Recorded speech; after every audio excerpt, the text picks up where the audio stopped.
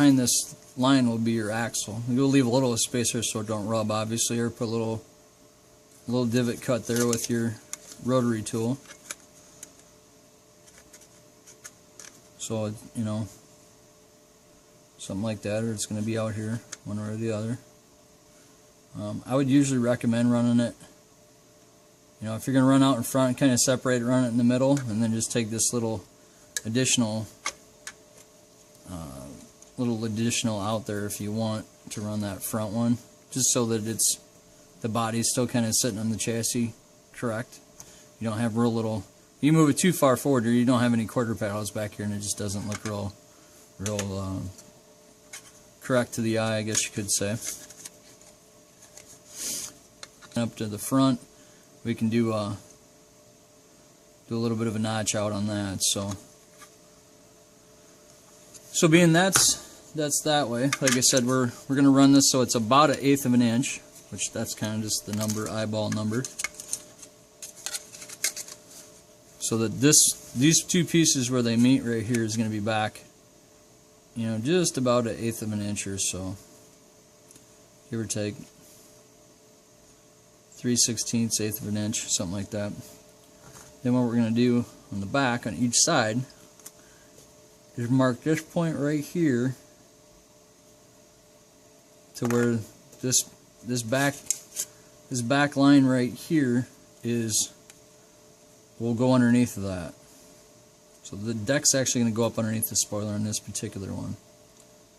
Okay, so we're going to flip it around. We're going to do the exact same thing on the other side. Give it about the same amount of spacing. And then we're going to come down here and we're going to mark the same spot on this side. Okay, and we're going to take our calipers / straight edge.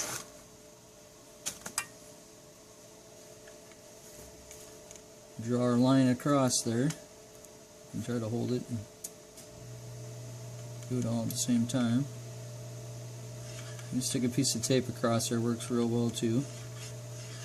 Like I said, I always recommend everybody just use a pencil. You can see it real good. I'm just for the fact of so everybody can see it. Again, you're kind of meeting up in the middle there. At this point, I'd rather not cut that, just for the fear of it may end up cracking and breaking or ripping. So I'm just going to come along real quick, change the routers back over to the larger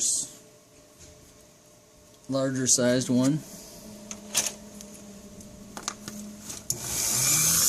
and cut up into here.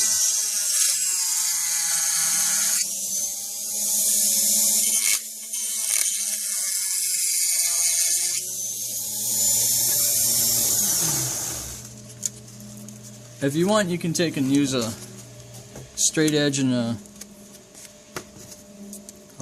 X-Acto knife. I usually cut these at a little bit of an angle just to make sure that we're going to be nice and clean on the back side.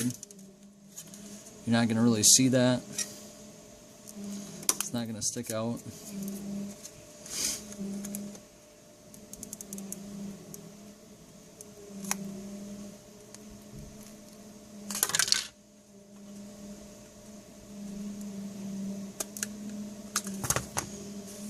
So it's pretty good.